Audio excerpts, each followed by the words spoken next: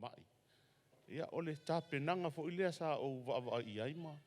No fa ya tu le ia le wina. Pe ia tauna to e suisi na o leanga. Ia e fa mai loa lo matua. Le ia lupea o le mea o amai le anganga o le na. O lea la o lea au tau mawhai.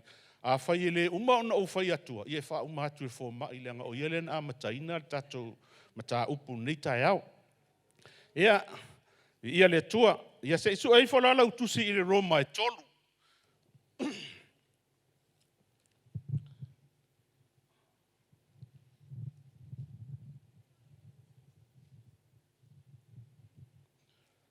Roma e tolu.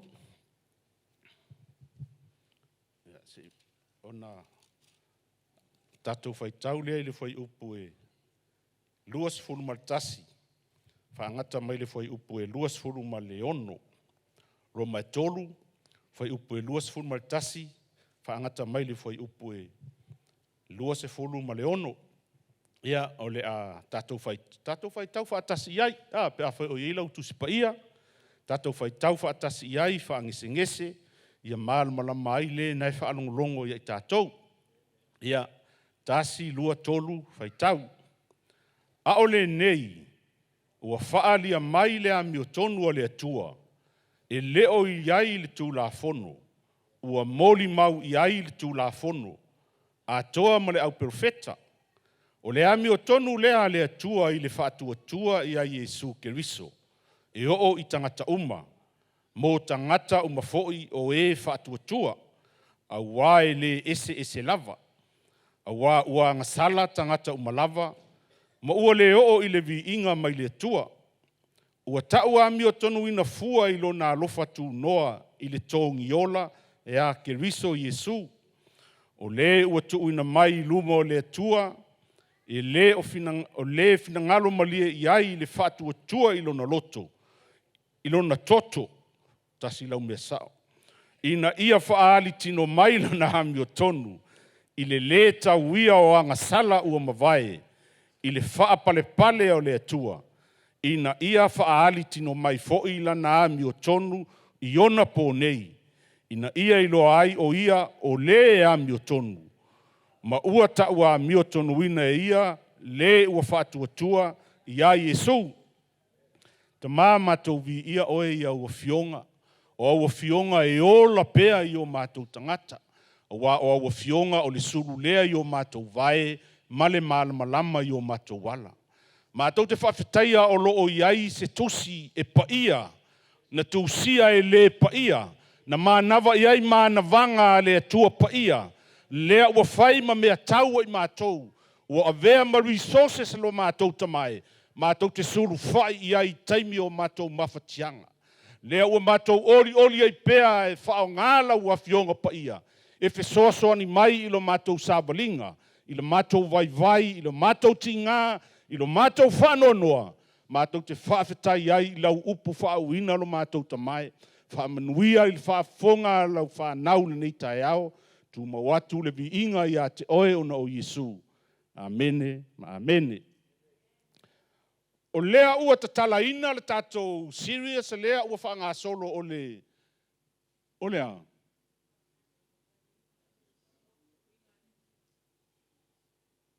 Whapaiaina, whaitasi. Whapaiaina, Ma nei al nei mata upu o le tasi lea o mata upu po o awa onga au tū ale kalesia.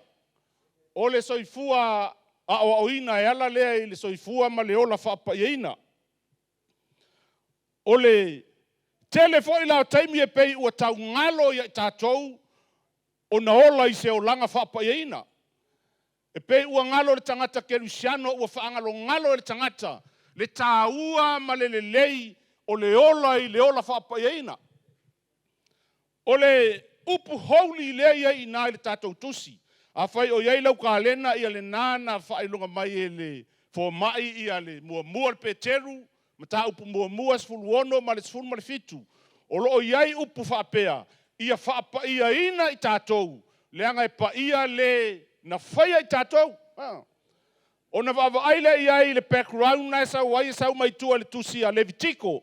Levitiko e sfulu ma le iwa, ma le lua sfulu. Ia le nae au mai ai wha amatalanga e winga i le whapaiaina. Ma le winga tonu o le upu whapaia ina o le upu holy o paia. O le winga o le upu o le separate. Ia separate ese le atua leanga o le atua e paia. E paia le atua. A tātou e whapaia ina i tātou. Ia reflect mai la le paia o le atua. I le kalesia. O na paia ai lea o tātou wa miu e whai. Whamai le tala tāwita i le salamo e luas fulwha lua maritolu. O ai e se alu atu i le fio anga paia o le atua. Na o le iai lea. 5 mama, ma le loto mama. O lova ai e tāwita le silisili ese o le atua malona tūlanga. O le tūlanga paia, o le tūlanga mama, o lona tūlanga matautia. E le mawhai e lona nuu anga sala o Israelu o na sao atu iai. Whamaila tāwita, a le wha mamaina o tau loto. Tau te le sao la i le maunga paia. A le wha paia ina le savalinga le kalesia. E le sao la i le nofuanga paia o le tua. A o ta ua le kalesia e le o tatou e kalesia. O le kalesia o au o le tino le o keriso. O le kale o te manatua le whasaonga sa whai e le fo mai. Sa o ta ua le kalesia e le o iai to tonu o le tino keriso. Le kalesia o au paia o aso e ngatai. Ia whaafetai le whasaonga. Le anga i te ua ave seina le whaamatalanga a Tutoatasi. Ai mawhai o na whaaliliu mai le tino keriso. Pe a whai e whaau ngā le tātou mea lofa. E whaau mai e talia le whaalatanga. O na avea loa lea ma tino keriso. Ai le mawhai o na avea leanga e le auto tonu o le li o kalesia. A o tala noa atu lama tau atu le upu e kalesia. E le o le tātou e la vea i fwoi ma le tātou e kalesia. Ai o le li o tangata tari tonu. Ua o fo atu o lātou soifua. Ma tu ina atu o lātou wola. E au na ai i le tua. O le tua paia la le tātou te vava ai i ai le amataina o le tātou series le nei masina.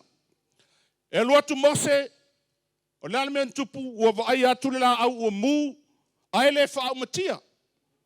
O nā whele o Mose alu e mata ma vava ai po le almen o tupu, ai whai mai le whetalai ngā le tua Mose. Ta tala au se vai, ua sāle mea nei leanga o le lau ile ele le te tu waia. E paia, ele paia le lau ile ele, ai paia ona o le presence of God was there. Ua tuwel sai le holiness o le tua, o lona matautia, o lona presence. Ele paia la le lau ile ele, ai ua paia ona o le tua. O le ale ata lea mai i, e tava vai e se ai Mose fa mai, ta talau se vai, o le ata o mea sa savalia e Mose. O le ata o le savalinga tuai ma le au nanga tuai, sa le fia iai le tua, man tua tātou le o langa o Mose. Ai fa mai le tatala ese. E kale sia tatala ese au se vai le sa se e mai le o langa tuai. Ai fai o tātou se e vai fou. Le anga pa ia le tua lea tātou te au auna, ma tātou vaava ai atu iai, ma tātou mata atu iai. Ia ma tātou whataritali taimi e toi a fio mai ai. O le fesili foi lea e tele in tātou whaalongo ina i le tele o taimi. E ese le fia pa ia. E ese le fia pa ia. Ia o mai foi le urungali i fia pa ia. O mai foi Mr. and Mrs. Holy. E whapena tātou talapei tātou te tala sua. Ai le ai ele mana ia pe awhai mais tangata oi o tangata pa ia. Why? Because God is holy. E pei whaatala sua i staimi ia ai o le atua pa ia. Ia sa. Sa whai lau study ma. Whai lau studies. Hallelujah. Ai sau ia le waina. Mai a sau tusi nā so whaanga. E o whai atu lea. Wa airo lima ila vea le pelu. Leanga o le pelu, o lau pelu e mai ila vea lau lima. E whai atu tala e sau tali es wha mai. E sili aku lau pa ia ia oe. So le, hallelujah. Praise the Lord. Wa vai o leo te tala noa i le tusi pa ia. Alo o tua pa ia. Leanga pa ia lea ia tau e wha mai sili atu lono pa ia ia tia. Tole. La oki I fola usunga le ia sa ili lo manguia ia o wha pa ia inga. Ia e sa oa ia o mangua mai fale. E koe pū alva au ki ai. Haleluia. Vi ia le tua. O le tele o taimi ua tātou mawhauwhau ai. E le pa ia oe, le pa ia au, le pa ia lo tātou a inga e kālesia.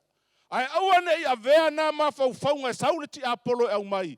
Ma mea e vavae e se ai loutu langa pa ia mai le tua. Wa uma ona whapa ia ina i tātou e le tua. O e tēnā.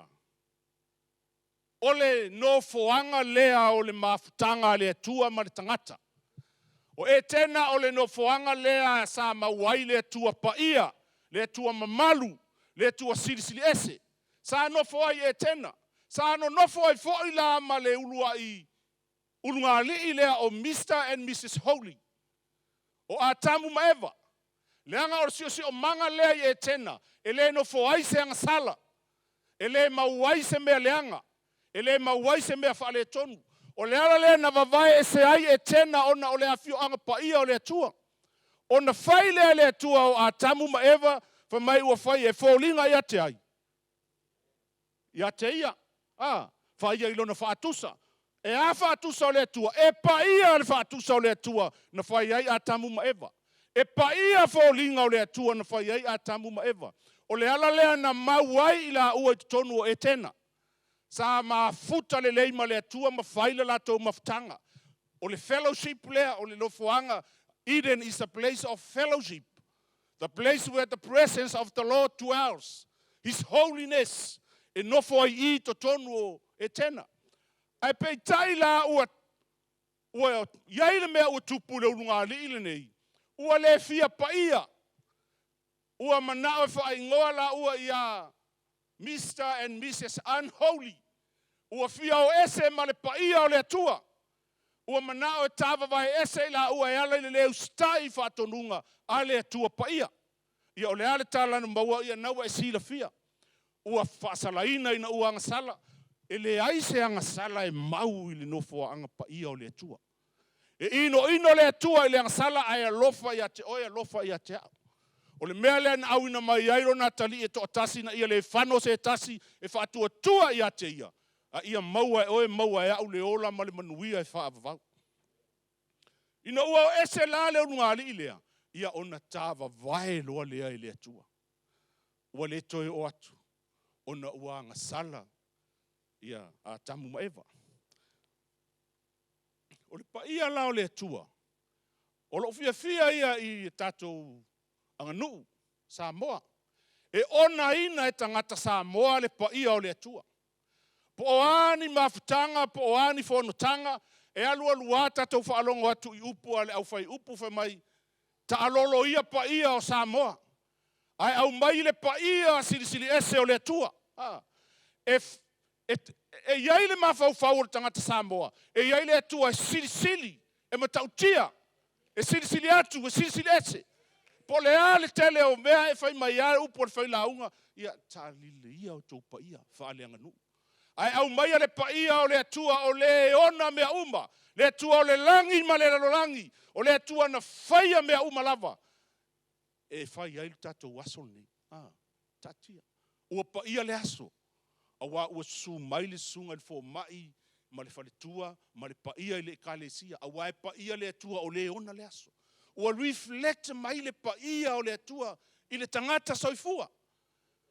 O le tātou manatu la tātou te le pa ia le ai. O tātou o tangata pa ia. O tātou o tangata pa ia. Ia nei umile. O le into takse nā le whai atu o le tala. A le ai le ia o le tātou tusi le anu whai mai. O le pa ia o le atua e ino I le angasala. E angasala loa na muu luma o le atua. E anga sala loa I tātou ulu tātou manongi luma o le atua, alu e se loa ma le paia o le atua, ma le mamalu o le atua. O le mea lea ka le sia ma I tātou uma, ia tātou tau mawhai I le mawhai tātou te mawhai ai. O na awane o tātou to e whaia le anga sala, le anga e ngamu le anga sala I luma o le atua. I ngamu u, e le matango fie. A whaila e ngamu u e kaulang whaafou. Tauna whaafou. Mato malanga lea na alu atu nei. Mato sau lea ai wale lea lo pūlou. I tua I le head keo e Teresa. Ia ona matou o maile le isi aso. Ia ai sau ia het geo ma maile o pūlou fa mai faile ma pea pūlou ma Williams. Ia ole mela o tupu fa mai loa leo leo winga. So le ai wo fa tau te risa lo pūlou, ai u lo pūlou le anga kongi nga luaku. Ia ole tai aura le nei Teresa o i Teresa. Ole asa u fa alongo Teresa, ole mori mau i matou u lo ka pūlou. Ia fa afetai ele u lo ka pūlou. Ai whapea ua e sui mai, ai e ulo ka pūlou. E te iloa le mea u. Ai mai se atina. E tasi ale le ofu ia tā. Tasi ale ofu ngole ofu tā.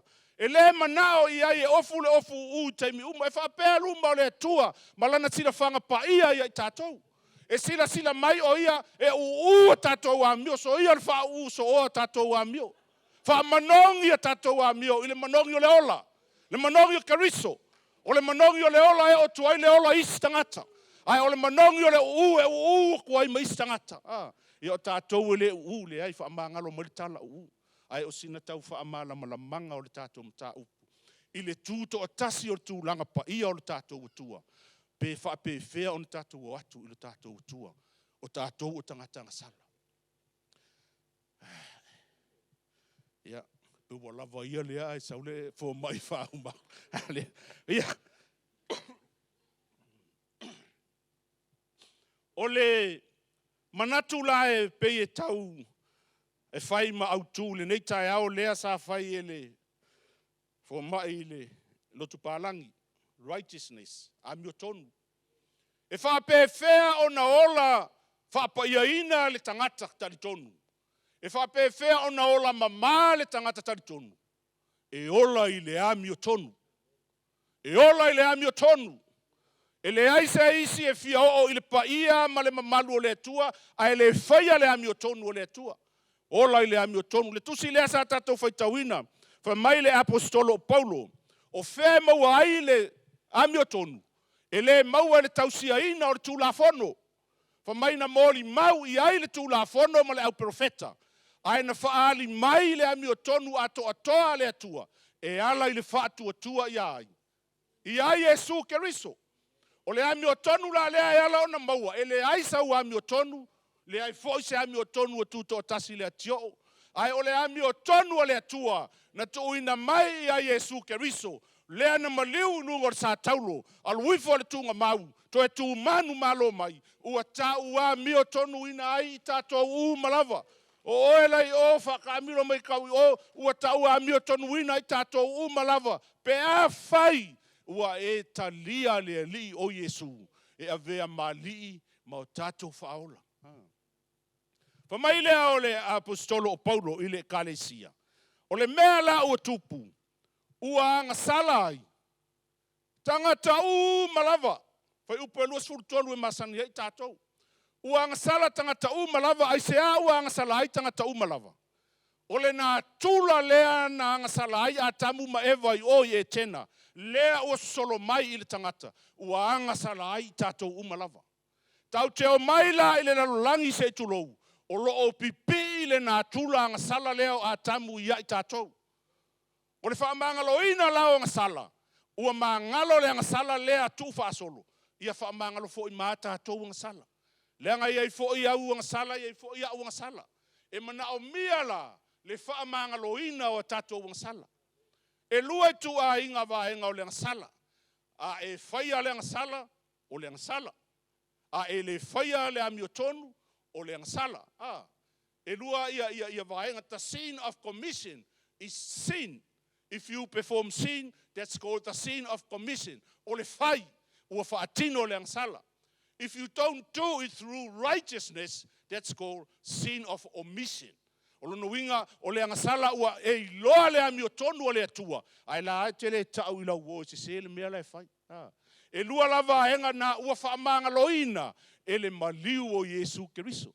Ai peitai e iei mali peitai. E tupu pea le na atura angasala ia i tātou. E ola pea le na atula anga sala. Le anga e lua mea i e fi nau i tutonu o tātou. O le na atula anga sala, ma le anga paia. E la e koso aku i o le na atula anga sala, a e koso mai fo i e anga paia. O tātou la ua manu malo ia i tātou le koso i le angasala. A ua le mangu malo le toso mai a nganga paia. Hallelujah. O le tele lau taimi e lui ai, ma sau le ti Apollo ia i tātou. E fōringa mai ua tātou vai vai. E fōringa mai ua vai vai lo tātou whatuatua. Ua vai vai lau tāpenanga. Ua vai vai lau tifeninga o le ti Apollo. A ele ai. O e lava o le tangata paia. A whai e teita, lea fwina tā ua le fō mai. Awa nei ngoto le la o e ita. No inga e tanga ala lo ita. Ai awa nei ngoto le la ala.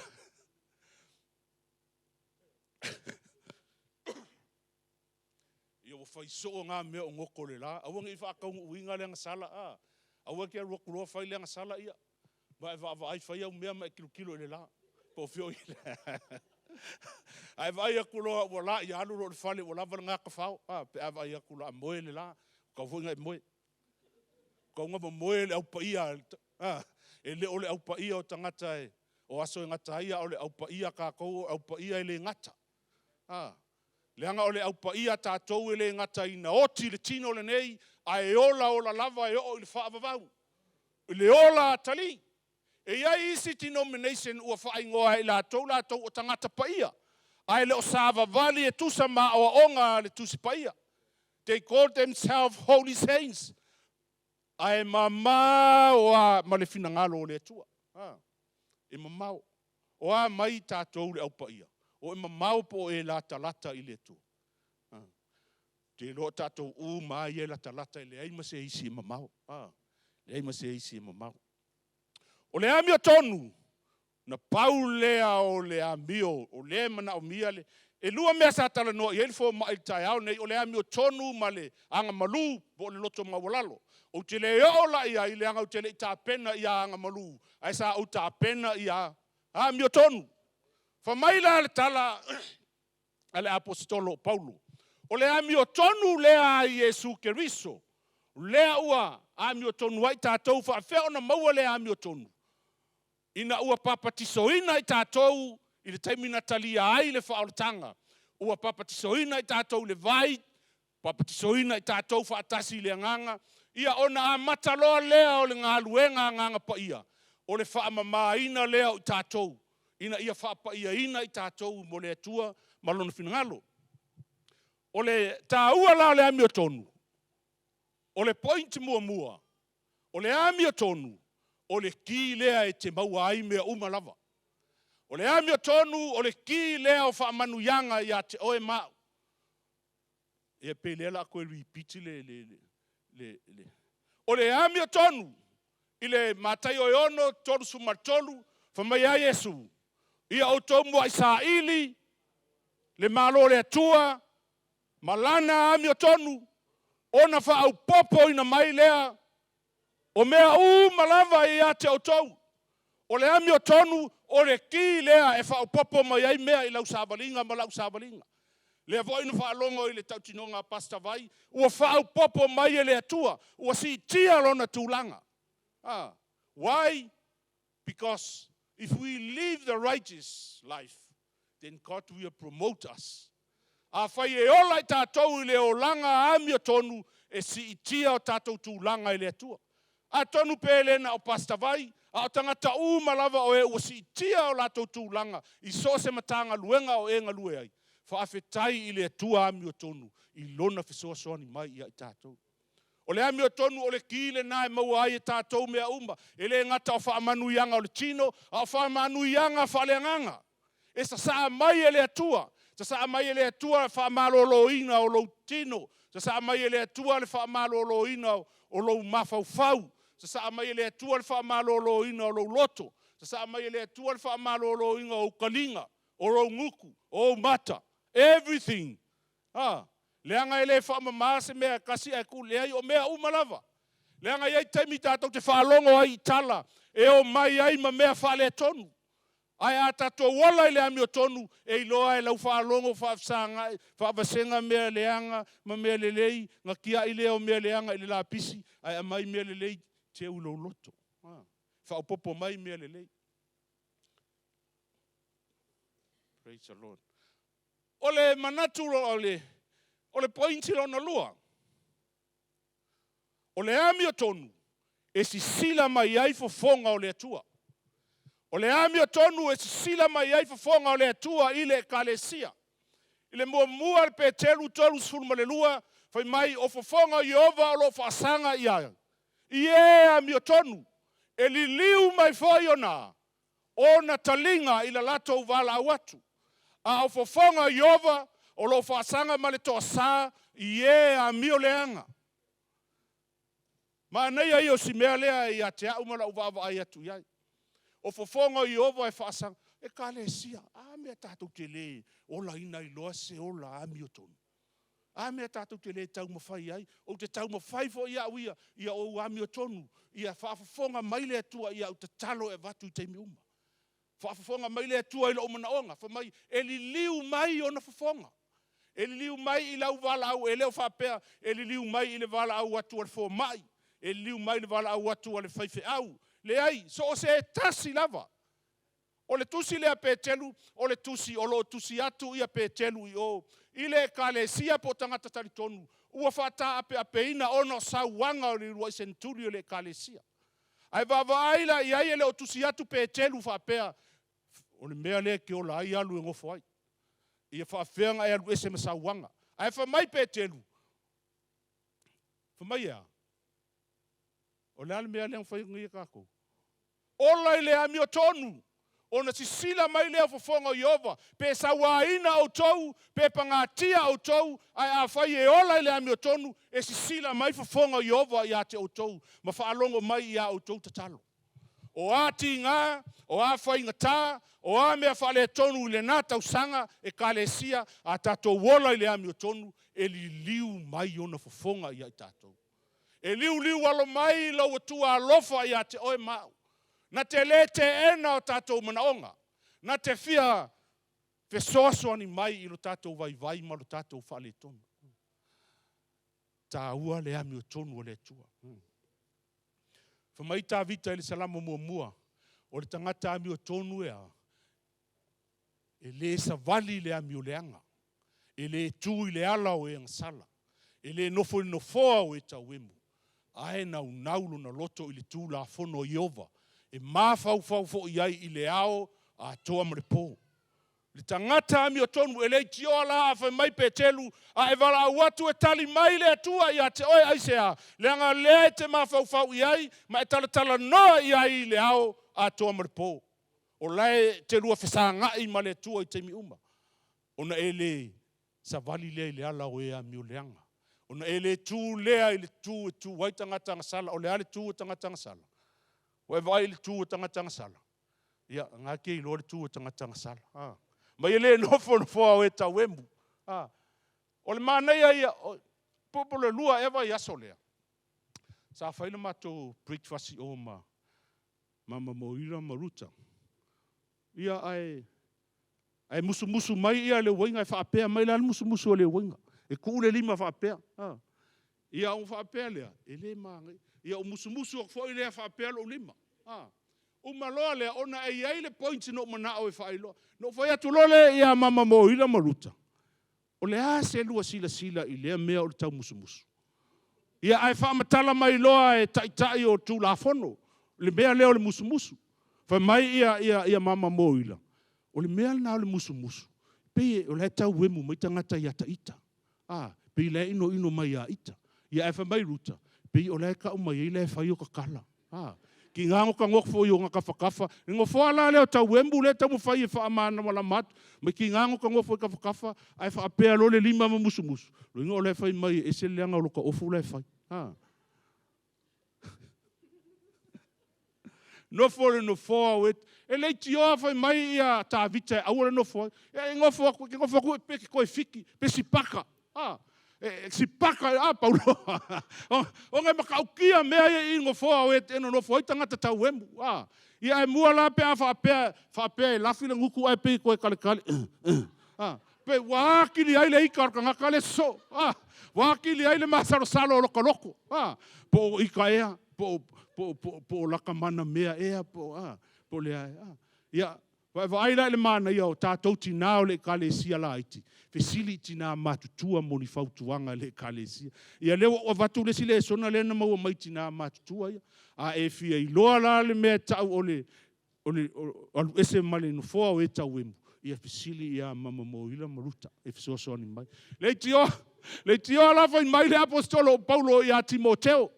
A o ile kalesia. A mai ta mā matutua ia o tau le lea. Ai o mai tina matutua ia o tine muli. Tina laiti. E mana o mia ele kalesia le ami o tonu o tina.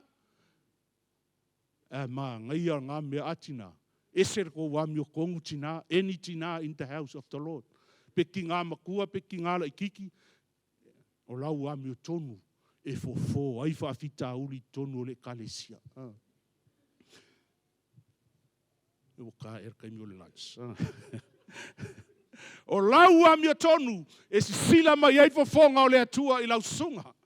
O lau ami o tonu, e si sila mai ei fofonga o le atua I ate oe. E te le to e tau tala leanga ai tangata.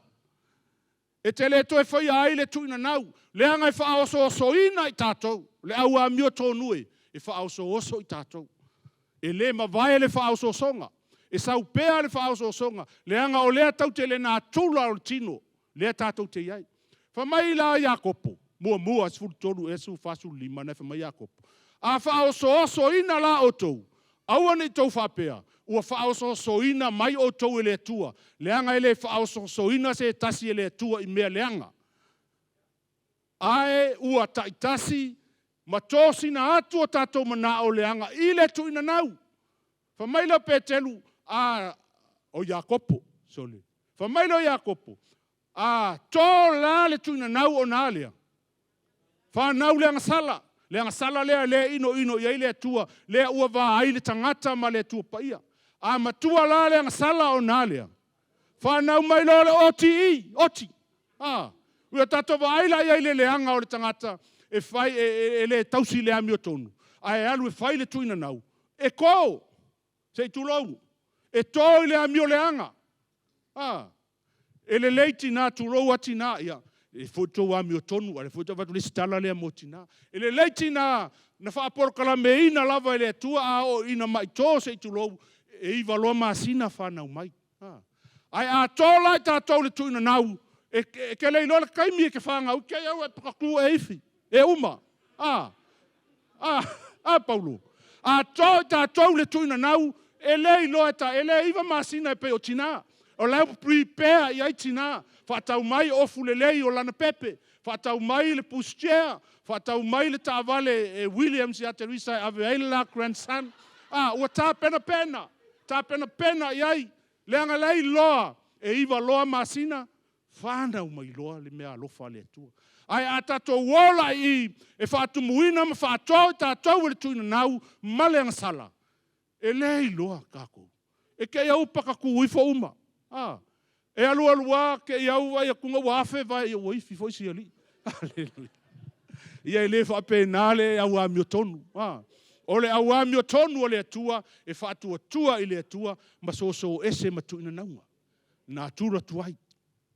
Ole si le sa to mai ai le lata usanga ile ita. Ia lai toa. Wale to la fa fine se turo. Ua koko ka malolo. Hallelujah. Praise the Lord. Ua koko ile ika. Ua koko ile le fia. Ua toto ile le famangalo. Ua toto ile fai upu I tangata. Ua toto ile tusilima. Fai o toto na mea fama ua lalo nei a Yesu. Fai o le mea le na ele lei la le whanau o tātou. Ele lei lau tō I le nganga paia, le nganga le tautala I tu spaia. Whamaia e tō I le nganga paia, e whanau mai whamanuyanga whale nganga. O le mea le mana o mia e tātou, ia tō tangata ami o tonu, I le mana o le nganga paia. Ai awane I tō le tangata ami o tonu, le tu ina naunga o le lalulangi. Ma mea ia, whamangalo nā mea. Whamangalo I le suafo Yesu. E tō la I le nganga paia. O na whanau mai loa leo fua o le nganga I lau sunga. Whanau mai le alofa. oli, o le amalisi mea, file mu, o no sai, whapale, anga le lei, mata alofa, anga maru, malele ngao ia eiva. Wai waila le maua uma e tātou nei fua. Le anga lea tātou te, staringa le upo le tua, maola le supernatural le tua. Aola ina tō i tātou whaaleanganga le supernatural le tua. O na whanau mai lo leo nei me alofa. Oka se makango fia o me alofa. O nga e alu le whai lau tiute, ma whai lau ngā luenga, ma whao ngā lau me alofa. Ua whanau le nganga pa ia i ate oi. O le amio tonu o le tua. Ua tau amio tonu ina ai tātou. E le aise tātou amio tonu. E le aise tasi o iai le amio tonu. Ua na o Yesu. No le na saunia e le tua. E ala mai iai le amio tonu mui tātou. Tātou e kalesia ni tai au. Tātou tau mawhai ia tātou ola ina le ola amio tonu. E lena ona o tala noa tu fo ia uia. A ia tau solo mua ia te au ona o nau e ola i le amio tonu. Ia tau solo mua ia te au ona o nau e whai le amio tonu. Tau tala i le amio tonu o le tua. Tau tala i le fina ngalo o le tua. Leanga o nisi o taimi pe ua tatau musu e tau le mea sao i tangata. Ai o le taua o le mea sao, that's a sin of omission.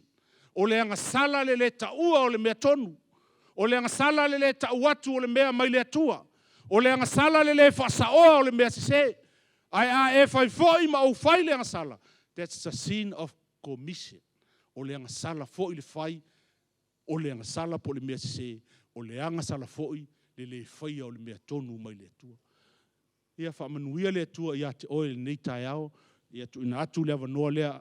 Ele sungat fo mai ono o Yesu. Amen.